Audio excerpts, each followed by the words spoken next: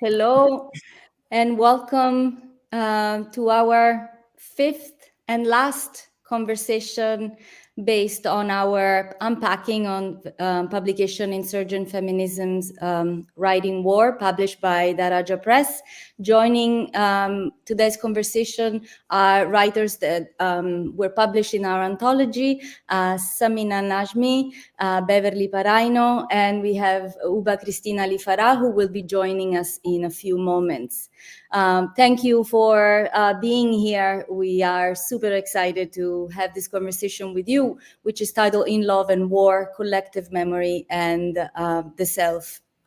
And as I was saying before, this is our fifth and last conversation that we had planned with Bhakti Shingarpure and Daraja Press to unpack all the several sections of the anthology, which came out a few months ago. So this entire project started off sometime in April. And for our final get together here, our conversation, we decided to focus on a topic that is central to understanding resistance within a long and exhausting and damaging, we should say, tradition of erasing narratives, and as part of the multiple structures of war. Particularly today, we will be discussing the role of memory, the self, the collective memory, memories of individuals in experiences of war, trauma of wars, the legacy of war, and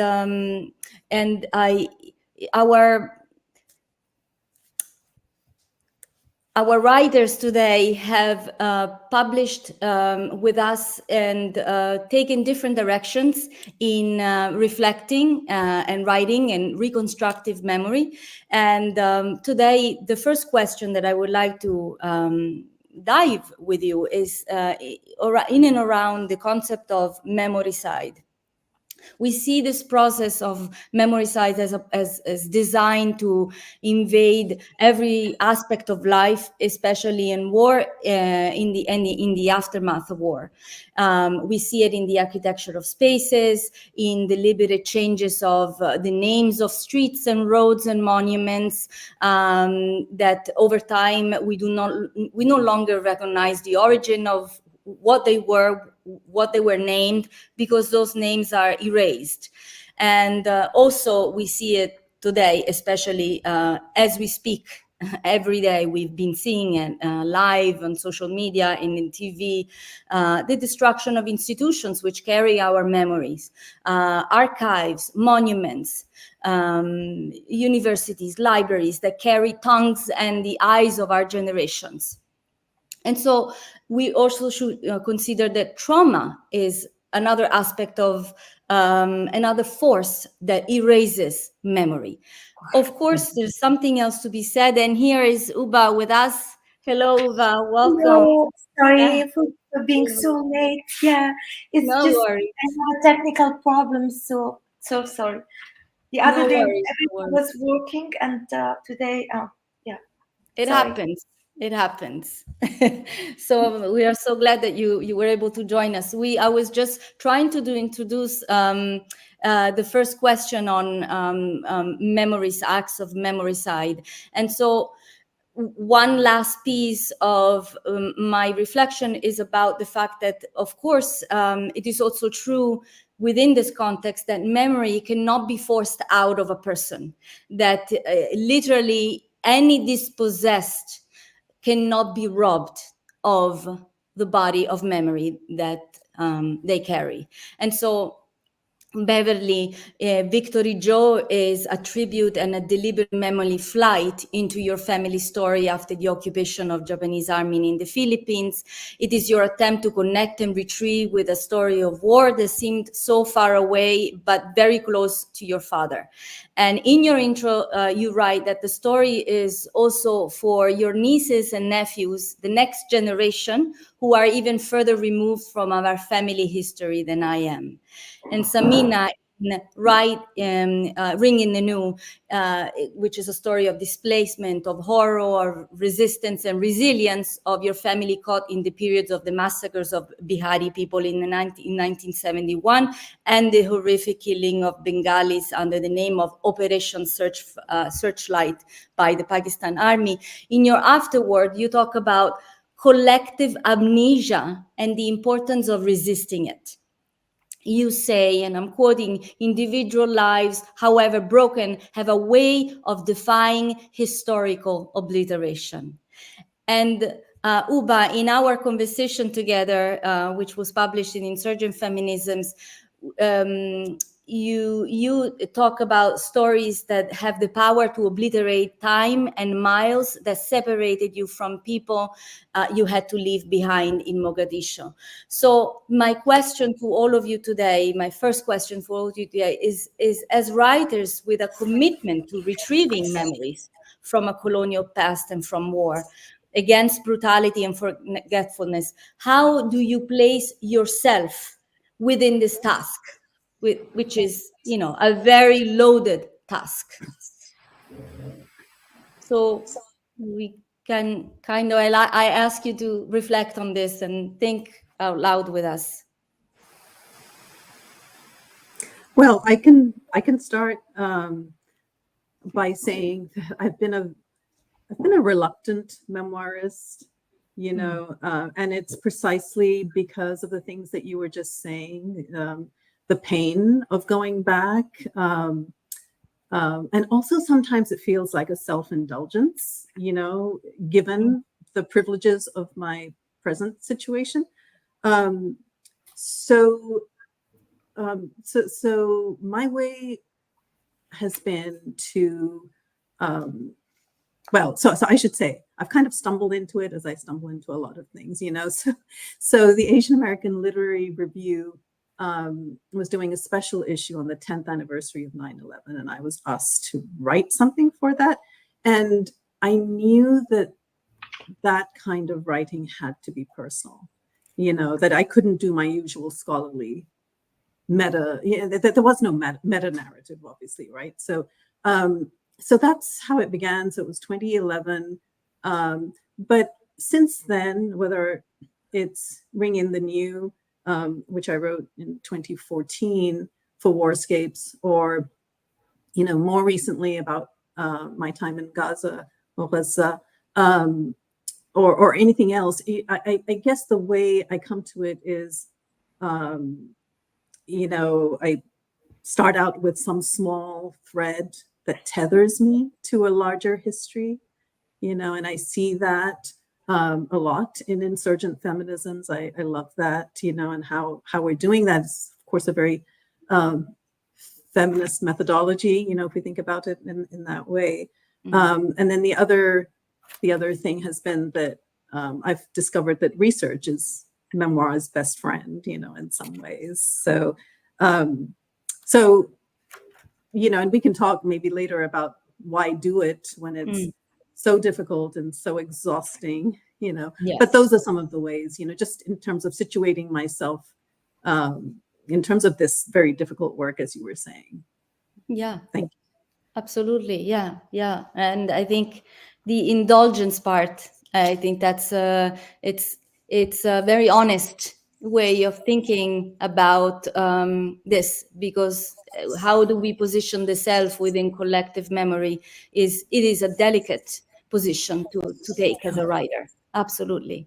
Beverly, would you like to share how do you place yourself within this task?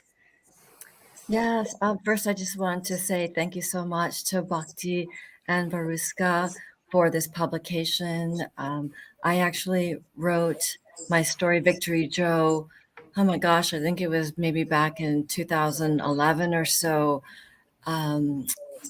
around the time I was in, it might have been after, I might have started it during an MFA program, but certainly didn't know how to handle the material.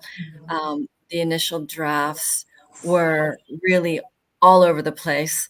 There was no story. It was sort of like trying to take all of this oral stories I heard growing up from both sides, from my dad, who emigrated from the Philippines and also and survived World War II, and my maternal grandparents who lived with us when we were growing up, who talked about nothing but the war, as if it was still going on. So I had almost too much information, all orally, and mostly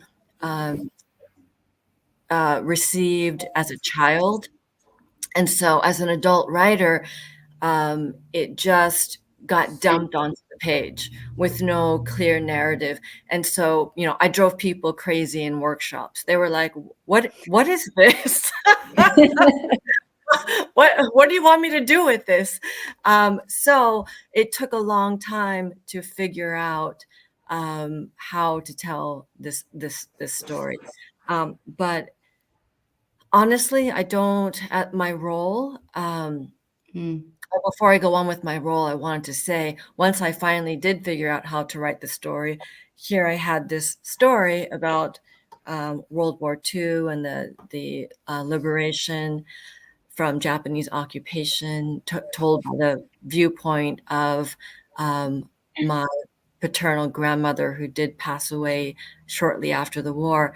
And I didn't know what to do with it. And then by magic, it seems, Warscapes put out a call, and it somehow arrived to me, and I sent it to Bhakti saying, I know this is not what you're looking for. I know you're not looking to go back as far as World War II. You're looking for more writings on more recent conflict. So I was absolutely sure she would not take it. And so I was just very excited when she did. But my role and responsibility, I really feel like in many ways, for one thing, I don't really have a choice. The stories, this story, and really all stories that I write, and all the stories in my recent collection, Wildflowers, the stories will not leave me alone until I write them. They knock on the door. They bother me in the shower.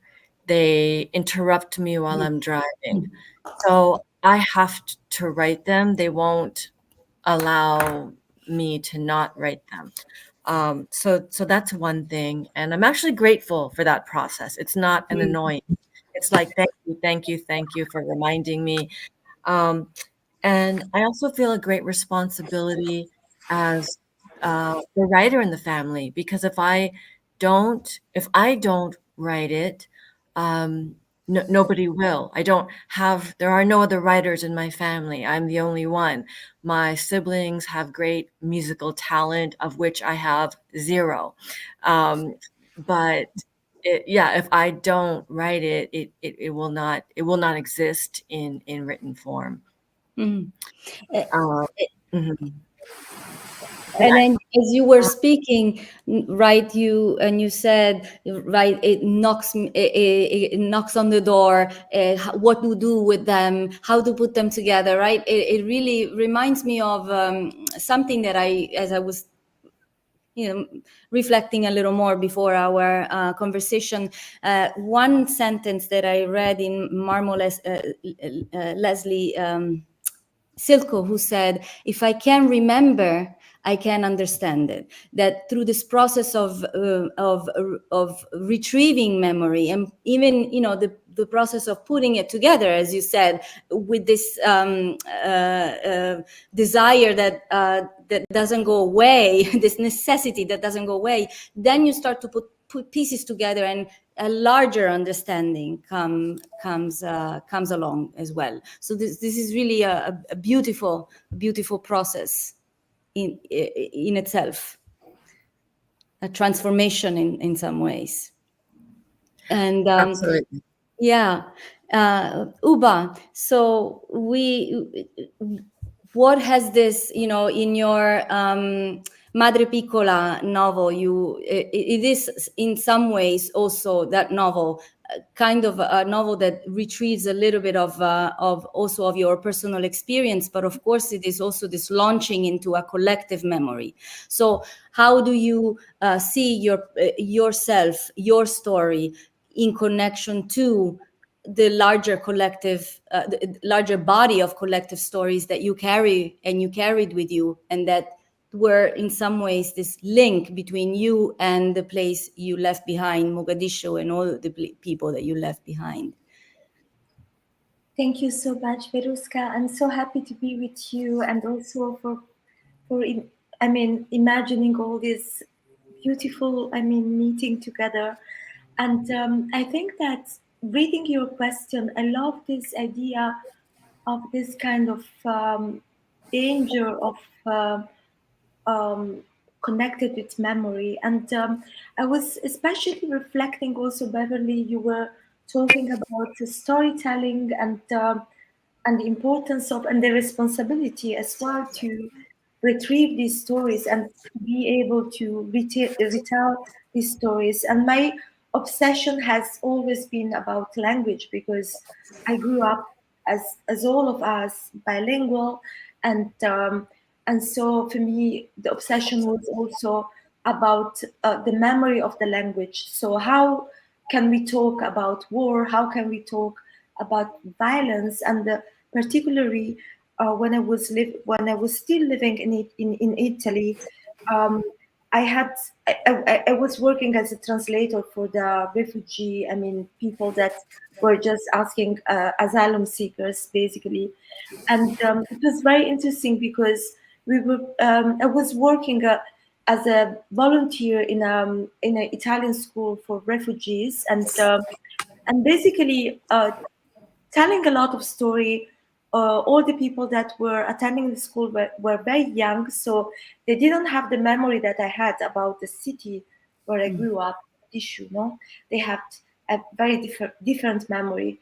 But what was interesting for me was also the words that they were using. So there were words that were taboo. So for me, language is also memory.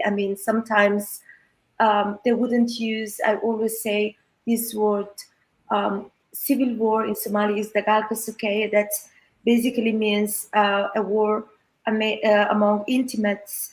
And instead they will use burbur, that means the scattering, because it was a taboo. This intimacy of war is so dangerous and so horrible. So I was really thinking about how memory, how much language is important for memory. What kind of words, and then we forget the words that we use, that we were used to use before, and language basically defines our memories. And recently I was also um, reflecting about memory, about plants, because I'm a little bit obsessed about plants. And so how the language, the Western naming of plants has somehow um, erased the local languages, local names of the plants, and the importance of these plants, and this what's symbolically they meant. So I think that this has all to be this is very connected with memory, and the resistance to this kind of Yeah, and this retrieving in some ways, through language, through the stories, through memory, is ultimately what we can call an act of love. I think it's purely an act of love. And so as we think about this also from a feminist perspective, can love be the method through which we retrieve and archive these stories? And can there be love in writing about war? Can love, these two emotions, love and hate, which in a context of war coexist, can anger and love coexist within this method of love. So just wondering what you think about this. Can we think of love as a method, maybe a feminist method in writing stories that are linked to war? Can love and hate and anger coexist within stories of this of this genre, this topic? I'd say definitely. I think for me, and it's linked to that whole question of beauty, the love, right? The love Yes. and the truth seeking, right? But also just the memory making. My memories are not just mine, so I have to work with a larger community of minds, right, and custodians of memory. It might take the form of, when my father was alive, long distance phone calls, right, taking him back 50 years or however many, and there's love in that. There's most definitely anger and pain, but I've been in the last few months, since October 7th in particular, I've been thinking a lot about Audre Lorde's The Uses of Anger, right? And poetry is not a luxury. And, and anger as a very pure source of arriving at our own truths, So I think there is absolutely a place for anger alongside love. I'll have to think about the hate part of it. Is that just another face of love?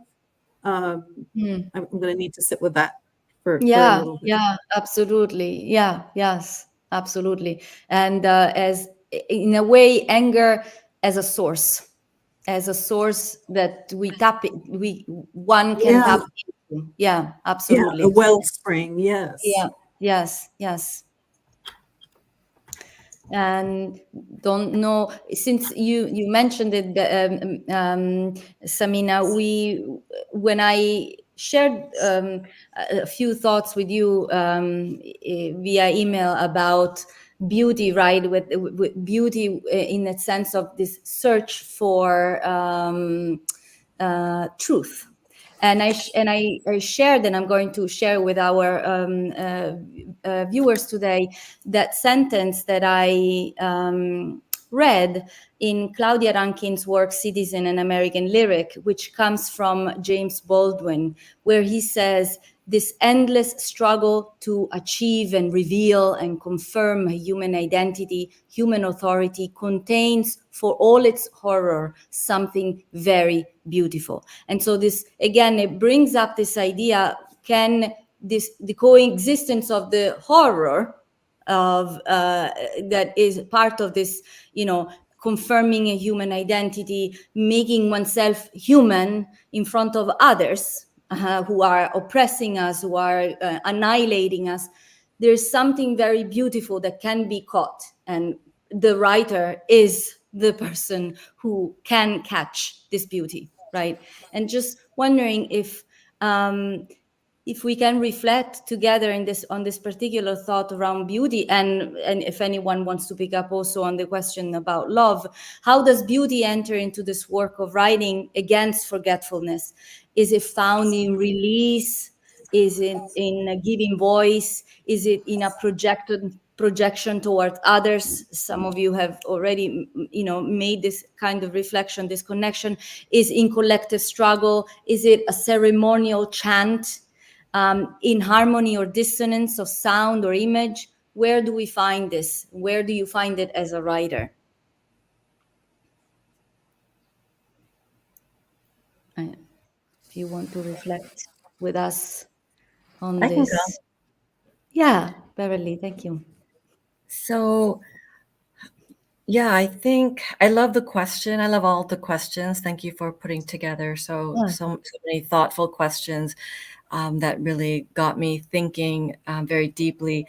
But I think for my story in particular, the beauty in it for me was to imagine a paternal grandmother I never met and would never meet. And, it's funny because I only know of her in the context of war. I don't know anything about her before the war. I don't, yeah, I mean, like the stories from my dad's memories don't include anything before the war. It's all the memories start at the beginning of the war. And so it was a challenge for me to try to imagine in the story who she was before, what the beauty in her life might have been, and whether I got it right or not, I have no way of really confirming that. But within the context of the war piece, there was a lot of beauty in her sacrificing especially of her food. So not taking her small allotment of food that they had to forage for, root vegetables and leaves and things like that, and giving her allotment to my dad and to his siblings, um, and just the lengths that a mother will go to make sure that her children are okay, as she herself is suffering and also starving. So that was something important to me, and to also show in the story that with all her sacrifice, once the Americans did liberate the Filipinos from Japanese occupation, and there was a focus on looking forward and rebuilding and freedom and removing the checkpoints that the Japanese soldiers had set up. My paternal grandmother was so ill that she was pretty much bedridden and was beginning the process of dying of starvation and illness that came up as a result of starvation. And so the role that she played during the war, such a central role of helping my family survive, became a role of burden and unimportance after the liberation. She was basically left to die in our ancestral home with my young father, age 9, taking care of her. So my paternal grandfather, for whatever reason, abandoned her, not physically, but emotionally. And because of her illness, and neighbors and relatives were no longer there. Everyone was focused on moving forward and rebuilding. So when you're sick and unable to participate in that, you get left behind. So she got left behind with a 9-year-old, my dad taking care of her. So Yeah. I wanted to also show that difficult part of, and I'm angry, I'm angry about that happened. And when she passed away, she was buried in haste in the town cemetery with no marker, no grave, and all of her belongings and clothing burned so that the disease could not spread.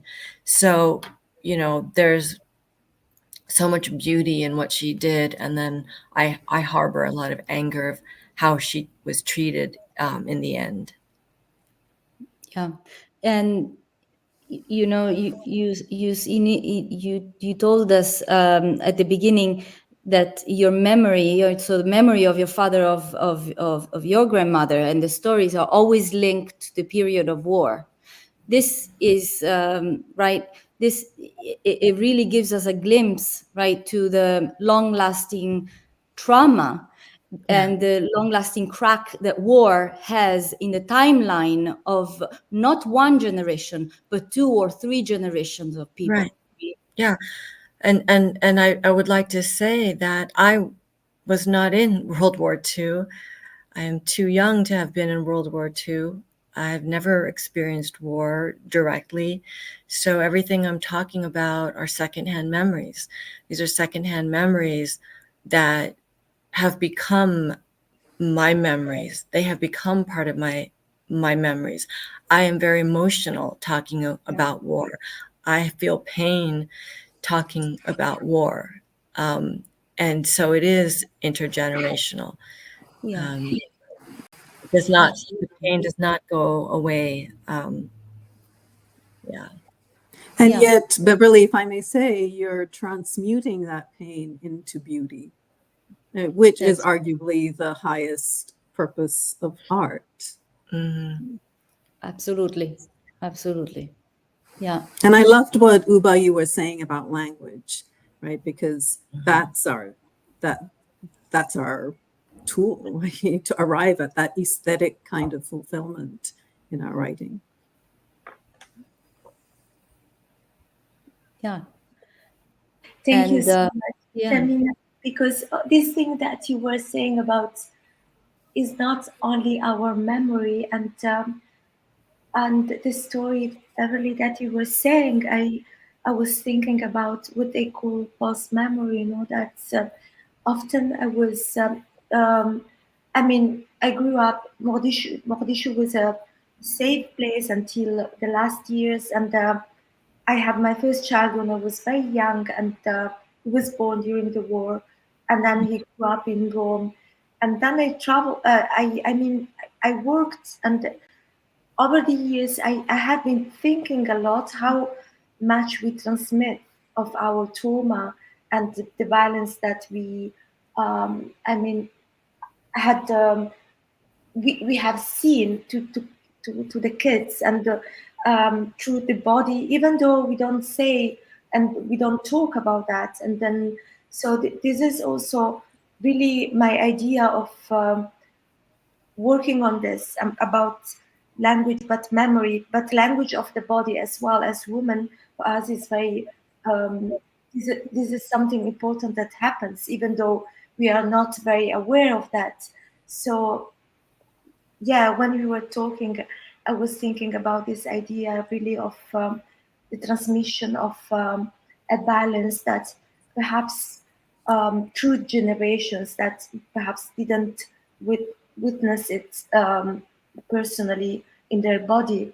And yeah, and there was another thing that I just wanted to say about beauty.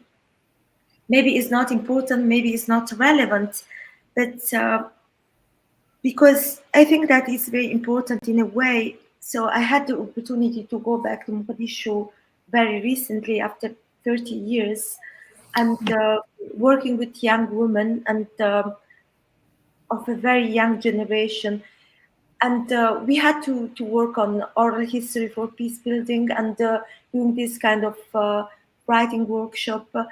And the thing that I thought, and it was before our conversation, I didn't want to talk about violence. I wanted to talk about beauty. So we just found and looked for poems that were talking about really beauty and how women would like to be, and the pictures of before and after the war, because I think that this is beauty is really the only way to survive to this kind of I don't know.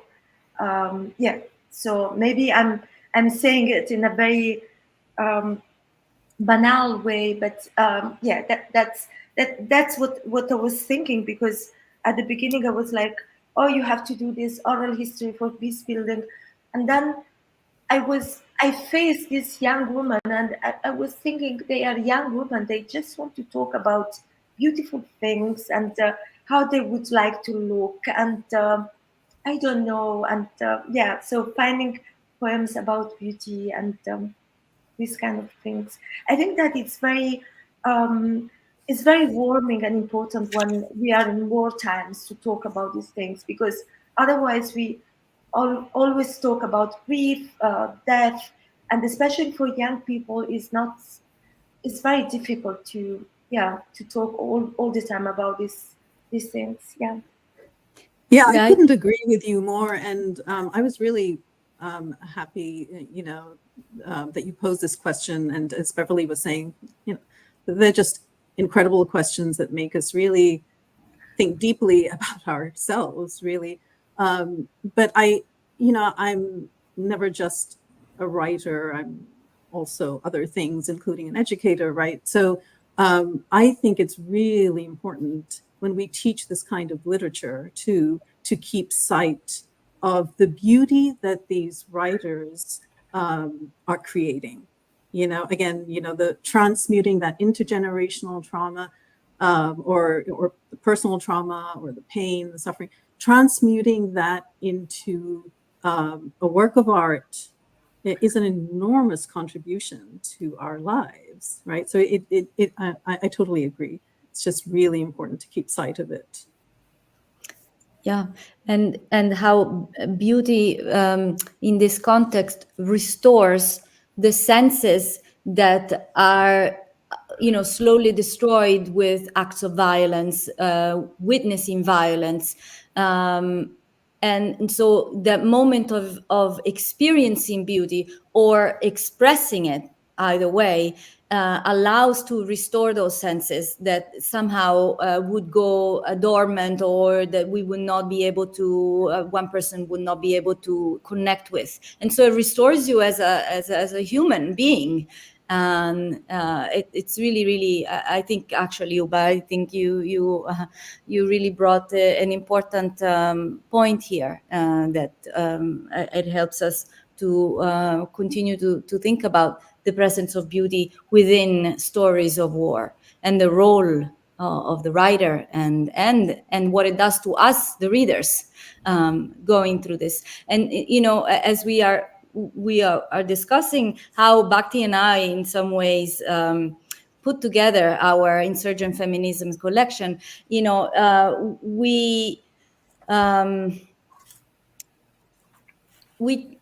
were pulled in many directions, and we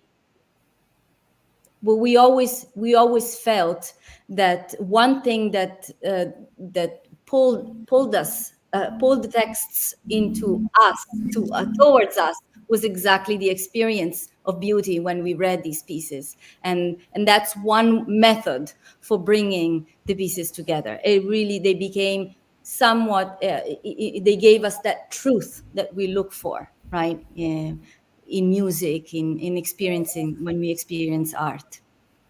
And And I so, love, sorry. yeah, no, go ahead, Samina. Oh, I was just going to say, I love too what you said about kind of reconstituting our humanity via beauty, right? Because we, and again, back to the classroom for a moment. I often tell students that as they're in their essays on particular works, to be mindful, if it's American Indian literature, African American literature, whatever it is that we're reading, to not reduce a people to their trauma, right? And so when you focus on beauty and really kind of the body, as Ubah was saying, right, because it's the body of the book as well, and how it's put together, you will be able to walk that line, right? Acknowledging the pain, but not reducing the writer to it. Absolutely. That's so important. Yeah. And as we keep diving into this, I will bring in another element that is part of, I think, this beauty making within stories of war, which is imagination. And in all of your story, we see women as main characters involved in rescuing, witnessing, comforting, carrying the weight of war on their shoulders as mothers, as sisters and grandmothers. and all of them carrying a vitality that merges into a sense of solidarity, of generosity, as Beverly, you were also telling us before, and which comes out from your story. At the same time as being constantly, your characters are also constantly being thrown into restarting, rebuilding, reframing their lives and their sense of freedom as women. And so can you talk a little more about the genesis of your characters as carriers of these resistant narratives?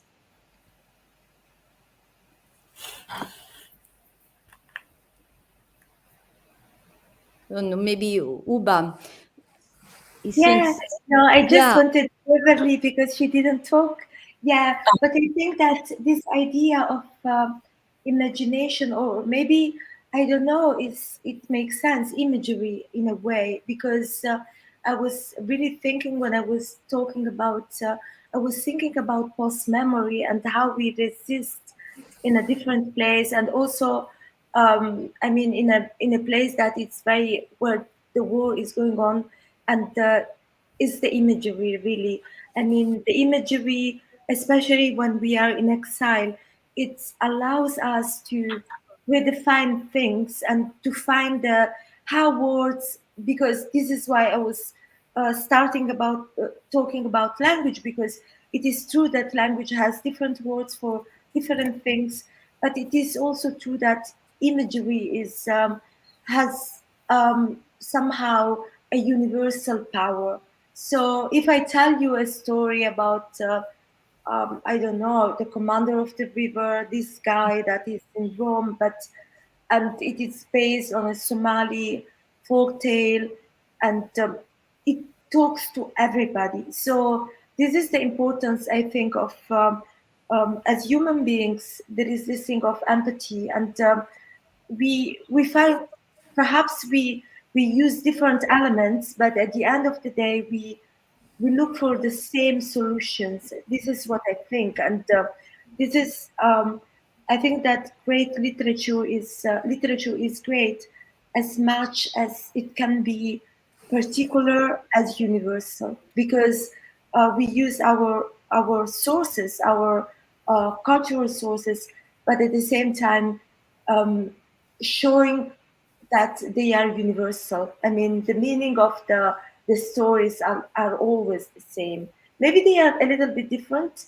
There are different metaphors, symbols, but the meaning is comprehensible to other people. As human beings, we are all connected. Yeah.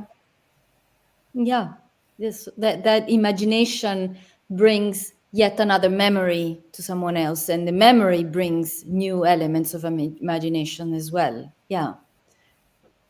Don't know if Beverly or yeah, Oh, sure, please. I'll go.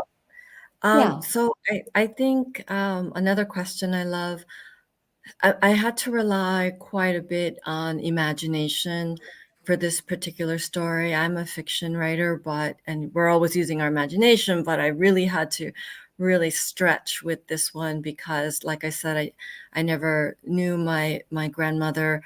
And so this act of imagining who she was also an act of resistance against, her erasure, against nobody knowing that she contributed the way she did or that this happened, because the fact that this happened in my family means it happened with lots of families.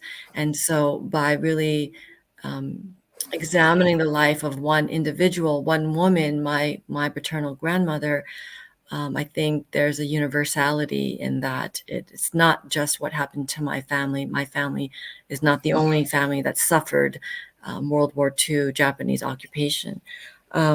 So imagination also, I really had to rely on it because I'm American born. I'm the first born in the United States in my family. I have only traveled to the Philippines twice in my life so far. both times as an adult. So I really had to pull on my direct experience in the country for brief periods, my stories growing up, my imagination, and actually very little research. I didn't really want to do much research for this story. So I had to kind of fill in the gaps and try to get close to someone I've never known.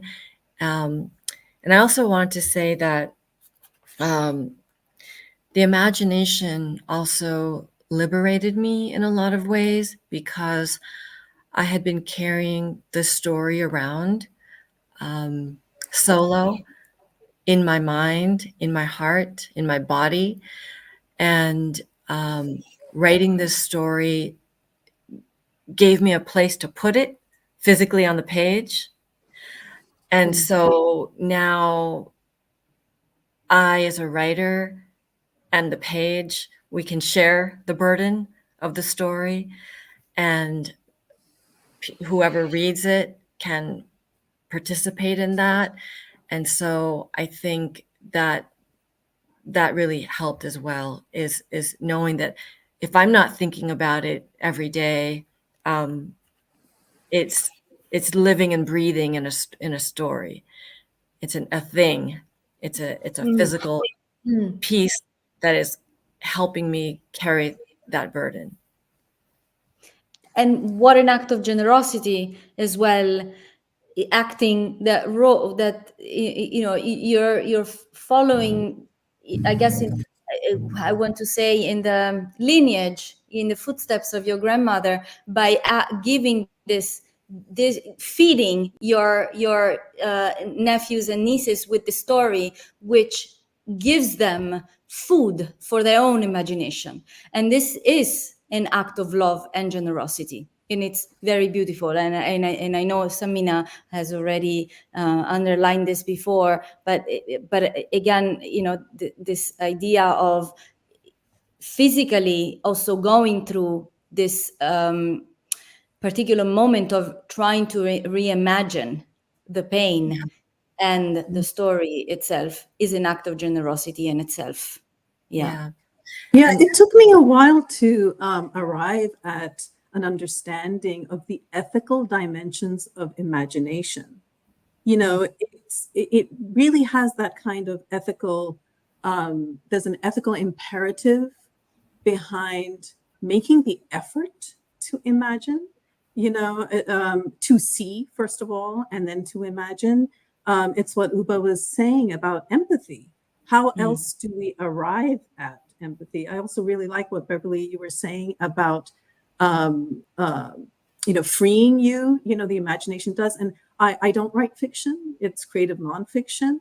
And yet, I think my reliance on imagination in the way that, Maxine Hong Kingston showed us in No Name Woman, for instance, right, way back then, like it is, it becomes kind of like this ethical imperative, also leading us back to the body, because how else do we imagine except through the senses?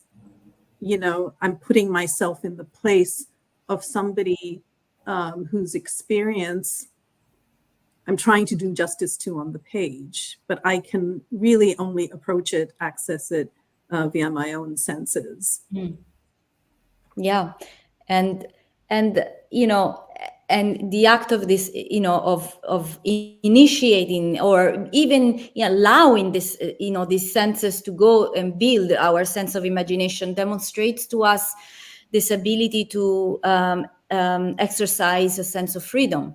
And and I shared with you Rant, by one of the poems of the Revolutionary Letters of Diane Di Prima, where she says in bold, Rant is the name of the poem, and literally is a rant, where she says, the only war that matters is the war against the imagination. And then later on in that poem she says, I've seen many people die from lack of it. But because I think it's can be a tool of war to take away a sense of imagination, even self-imagination, but even the imagination of thinking of your past generations, your future generations, right? It's a way of dehumanizing an individual. So it could be also a tool of war in a way. And Yeah. taking away the power Sorry. of storytelling. Sorry, Ubah, go ahead. I mean, it's just because I love this idea of the ethical dimension of imagination, and I was also thinking about this idea of time. I mean, the time frame, how we imagine it, because at the end of the day, I have been living in Europe for many years now, even though I grew up in Somalia for 18 years, but you know, the first 18 years are very important. I mean, somehow for your mind, the way you grow up, you grow up is very important. But this idea of the time and imagining the future and the past and the present together, this is very beautiful, and I think that is a power that as women we have more than men, because there is this kind of idea of deciding everything in time. I mean, for us, is not. I mean, the dimension of time is very different. I think as women, I don't know. Perhaps in different cultures it's different, but we should think about time and how we select the importance of this time, how much time we give to ourselves, and how we imagine the future, and how this future is connected with the past and the present. Yeah, just short. Sorry, Samina, for interrupting you. No, not at all. You said that so beautifully. So since you brought this, Ubah, this is in I guess a really beautiful bridge to bringing in Fatima Mernissi. My question in relation to one of the things that I was thinking about memory and of storytelling, putting together stories to reimagine in a way a larger story of war, of conflict. So in her book, Scheherazade Goes West, Fatima Mernissi speaks of the necessity of telling and retelling as a strategy against brutality. She firmly believes that in the role of dialogue.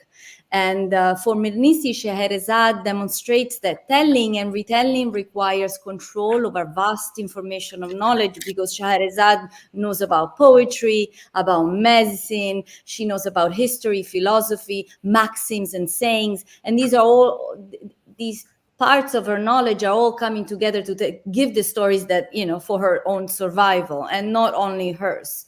But Fatima Mernissi said that the ultimate reflection that Mernissi gives is that the knowledge alone does not enable a woman to influence. It is actually through building a dialogue, which in a way is built through storytelling, that this can happen. And it is through linking humanism and feminism that this happens with Scheherazade so beautifully, and with your stories as well. So, and we all know how difficult it is to build and sustain dialogue, as we were saying before about anger and the coexistence of anger and love. But in the context of war and polarized times, it is so difficult to think about building dialogues. It just that, you know, I think we can all share memories of conflicts that divided families even more, and moments of difficulty. I've never been in a war, but I can understand how it can also divide people even further. And so, is it always desirable to build a dialogue? Is it always possible to build a dialogue? And how do you see this as part of your work as feminist writers?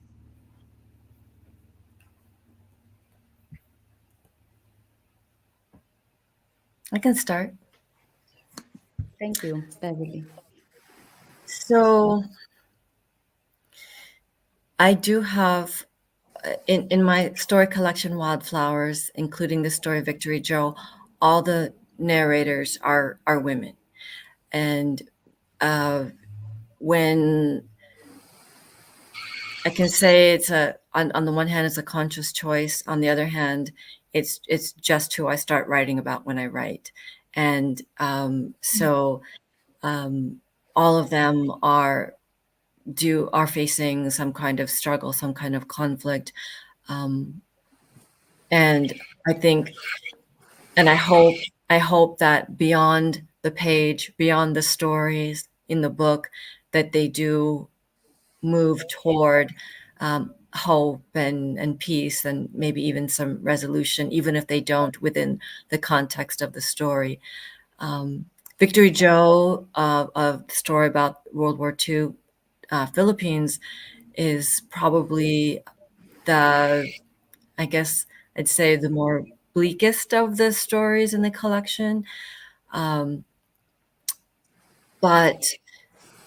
one thing I want to say about dialogue is that one of the reasons I wrote this story is, as I have been saying, to imagine my paternal grandmother, honor her sacrifices, and also to seek the truth and explore the truth about sort of what happened to her.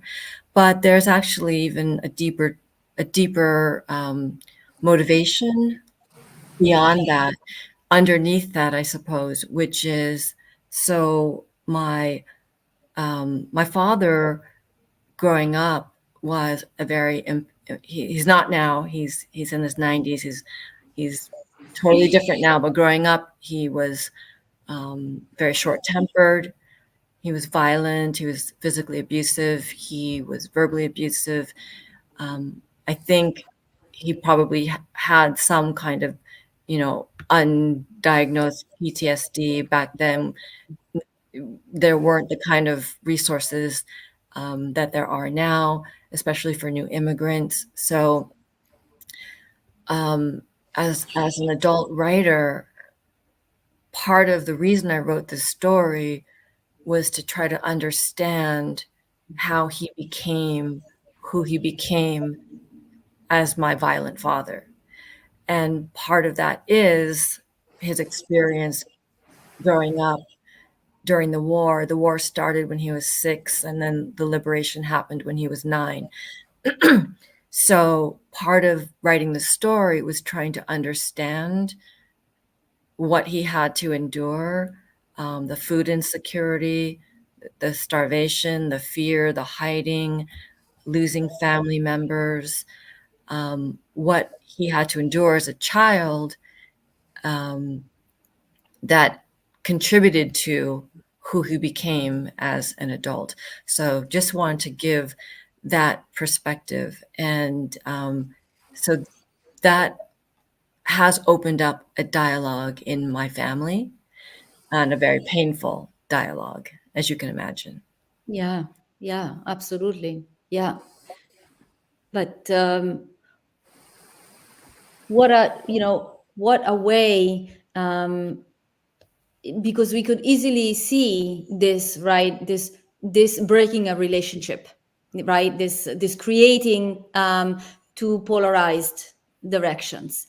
But instead, again, I keep returning to this, but as an act of love within this traumatic context of war, it has really transformed this as and brought together, in a way, your sense of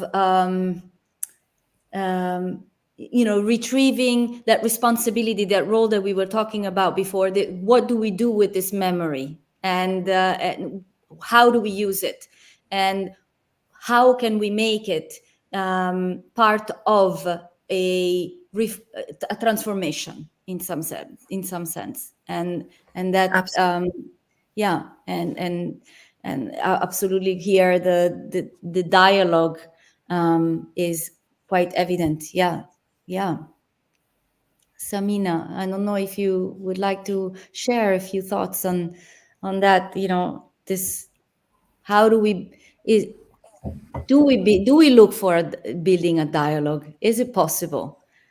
It is such a vexed question for me now given the genocide in Gaza in particular, which is kind of front and center for me these days. It's not the only thing, of course, but I have really been challenged. I who thought I have faith in dialogue, I who have been committed to keeping lines of communication open. I am really, if I'm going to be honest, I'm really up against the limits of that. What dialogue in the face of genocide? But again, I think my role as an educator comes to my rescue, because in the classroom, I have an obligation to create space, right, for multiple perspectives, right? Outside, I'm kind of managing to do that in the classroom. Outside of it, it's been really difficult. And even at the university campus, I'll say, when the Students for Palestinian Liberation organized a sit-in at Fresno State, and I think by all accounts, it went really well. But then, there was word that there may be counter protests, right? And again, I said this, I try to be transparent with my students. I said, I would advise, because they were like, what would you like us to do, kind of thing, if those counter protests happen, which they didn't ultimately. But and I was astonished to hear myself saying, respect their right to speak, but do not engage. I don't expect any good to come of it, and then we talked about this, like, wow, I just said this, so I'm really wrestling with that question. I don't really have an answer. I'm really wrestling with that question of, is it always desirable? How much space do I give, to articulation of viewpoints that are in effect, really kind of, to my mind, unethical.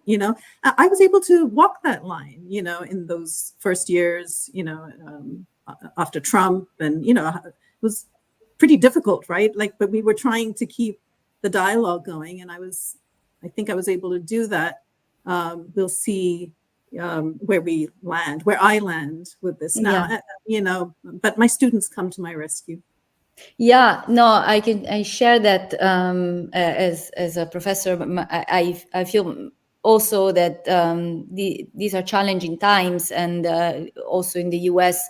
with an election year, it becomes even more challenging. Definitely something that you said that is so important is the idea of, when we are set in an environment where supposedly there's supposed to be a dialogue, to step back and think, what are the structures of this dialogue? Because sometimes we are, as professors, we always think that every dialogue should be curated in some ways to respect other perspectives. But then when we start to think about who created the structure for this dialogue, what are the premises of this dialogue, then I think it is true also that it is important to consider not to participate in the dialogue, right? And I think that's it is, and now we are facing that kind of situation. I think, Ubah, don't know if you were attempting to unmute. Not sure if you wanted to, because yes, because I don't want to interrupt, and go ahead. And this is why I mute myself, but I'm here, and it's very important what I'm listening. I mean, I can say something about dialogue, but from maybe, I don't know, I will change a little bit the focus, but for me, at the very beginning, as you know, with Madre Piccola, the question was, my first question was, when I mean, you are completely unrooted, and you do not have language. And I go back to language. Language, in the sense, you don't have the kind of language is not only a language; it's also the way that you can tell a story, and another person can understand you. To communicate, you are in a new environment. What do you do? How can you root yourself again? And as you were saying during the interview, Veruska, for Madre Piccola, my answer was really that we are always able to root us again every time that we have somebody that is ready to to listen to us. So listening is I mean, we write stories, we tell stories, but we need somebody that listen this story, because otherwise the story is just told, and the listener, and in this idea that you had, is very important to have a listener, because otherwise we don't have change if there is not a listener. And also it is very interesting for me. I was trying to explore also with Madre Piccola in the writing, that we always tell the story in a different way accordingly to the listener. So the listener is as important as the teller. So storytelling is very important, but I think that also the listeners are very important. So I was just thinking about this, and dialogue is important, but dialogue has two parts. It's not only the teller that makes, yeah, but the listeners as well somehow conducts in a way the dialogue. Yeah. Yeah. And when we think about that, again, myself, Samina, like you, I always go back into my role as an educator, but I think so much of a skill of listening and of attention as two skills that we are losing. And with our rush also into wanting to post, wanting to see, wanting to be out there, how much are we losing the ability to actually listen and to be attentive, right? And so absolutely, and in a dialogue, exactly as you said, Ubah, if we don't have the attention of the listener, then what kind of dialogue is this, right? Yeah, absolutely.